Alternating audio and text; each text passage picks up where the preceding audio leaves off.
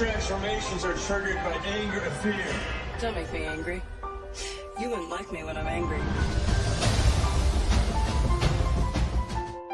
Welcome back, everyone. This is going to be my Marvel She-Hulk trailer video. There's a whole bunch of Easter eggs here. I'll explain what's going on. It's all part of Marvel's Disney Plus Day, so we'll break it all down. I'm Jennifer Walters. I'm a normal lawyer. Well, not that normal. I love the whole tag that they included in there for the 1970s Incredible Hulk TV series. Both of them dressed in 1970s gear and then filming it in a way like cropping it with that square aspect ratio as if it's part of the Incredible Hulk series. Don't make me angry. You wouldn't like me when I'm angry. But if you're brand new to the channel, I'll be doing videos for all these episodes when they premiere next year. We have Hawkeye episodes that are starting in a couple weeks. I'll be doing videos for that as well. And I'm doing a Disney Plus giveaway for memberships. All you have to do to enter is be a subscriber and let me know what else you want them to do with the Hulk family within the She-Hulk and the other Hulk stuff they're doing on Disney Plus. But just starting with the footage, the big thing here is them introducing Tatiana Maslany, who most of you remember from Orphan Black or some of the other series she's done. She's a fantastic actress as MCU Jennifer Walters She-Hulk, everyone's favorite green 8-foot-tall lawyer. Obviously, Mark Ruffalo's Bruce Banner Hulk is a big part of this series, a big part of her origin story. We also know about some of the other characters that are showing up, like they talked about Daredevil having a cameo. We also know that the Abomination, which we just got done watching during Shang-Chi and the Legend of the Ten Rings, is going to cross over as well. A lot of questions about what was going on with him during that. You'll start controlling those punches like we practice.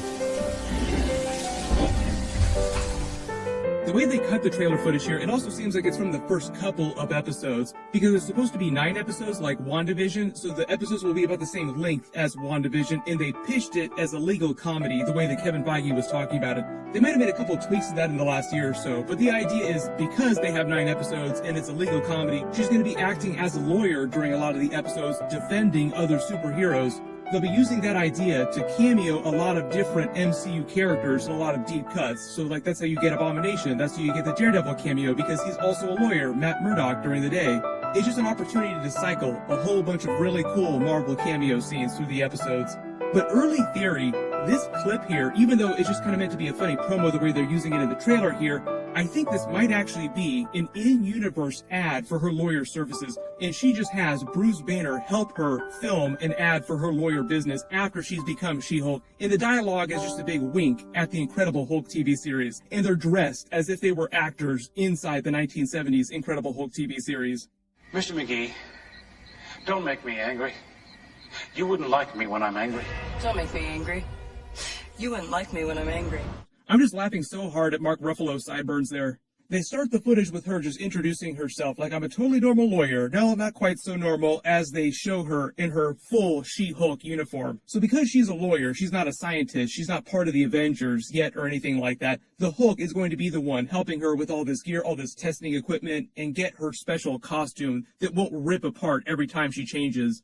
It's kind of like another version of the Hulk's uniform from Avengers Endgame. During the 5-year time jump between Avengers Infinity War and Avengers Endgame when he became Professor Hulk, hopefully we'll get a chance to see that happen during the series, at least some flashbacks or something like that. But he said he spent a bunch of time in a gamma lab figuring out how to become Professor Hulk with the Hulk side of his personality. And while that was happening, he was developing all the special materials as part of his Avengers costume, the one that would expand with him as he grew.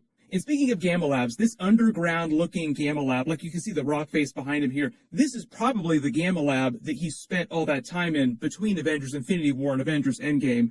If you don't remember what's happening with the Avengers in present day right now after Avengers Endgame, because Thanos basically leveled the new Avengers base in upstate New York, it does not exist anymore. That's why I say this gamma lab is probably the separate gamma lab that he had on his own between Avengers Infinity War and Avengers Endgame. That would have been in some other location in the New York City area.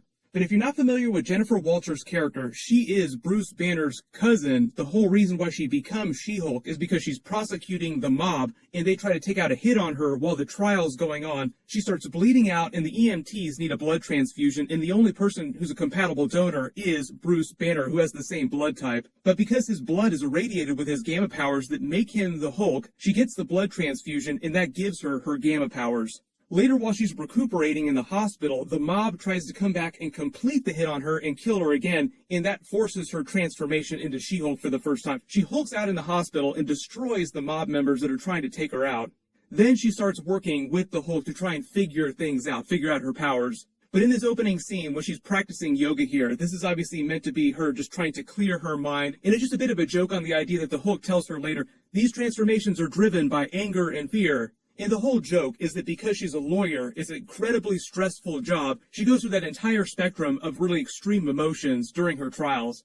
One of the other differences, though, between She-Hulk and the regular version of the Hulk, I'm talking about the Incredible Hulk like Bruce Banner when he's full Hulk, not the current Professor Hulk version, is that most of the time in the comics, she walks around in sort of that halfway Professor Hulk type of form. Like you also see this clip of her here out in the town in this really nice formal gown as if she's going to this special event, but she's green and 8 feet tall. Whereas the actual Professor Hulk was just like a really brief, short period in the comics. And obviously it's a little bit different for the MCU. Like now he's fully become Professor Hulk and he's still going to be Professor Hulk. But I think the idea with the first couple of episodes of the She-Hulk series, as she's sort of learning the ropes, getting used to being She-Hulk, that she'll go through the entire spectrum of what you've seen from the Hulk so far. Like she'll completely lose it, go full Hulk, and then eventually she'll learn to balance it out and be more like Professor Hulk, where she has the mind of Jennifer Walters, but the strength of She-Hulk. The last time we saw the Bruce Banner version of the Hulk was in the Shang-Chi post-credit scene. This is the clip of that. Yeah, I don't have her number.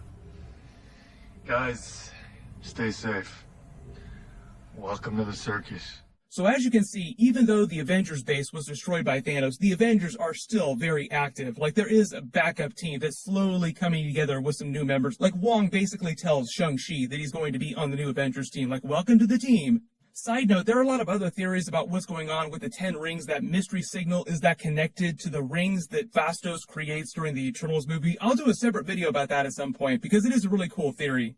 But bringing it back around to the Abomination, I think the idea in bringing the Emil Blonsky Abomination back is all setting up this whole Thunderbolts Dark Avengers long run, like a sort of reverse Avengers arc across these new Marvel Phase 4 movies, with Val sort of being like the dark version of Nick Fury, going around assembling a team, so to speak. I'm putting together a team. We just didn't see her during the Shang-Chi movie, but we did see Wong, like he had been working with Abomination for a while, like they'd been working together on him getting himself under control.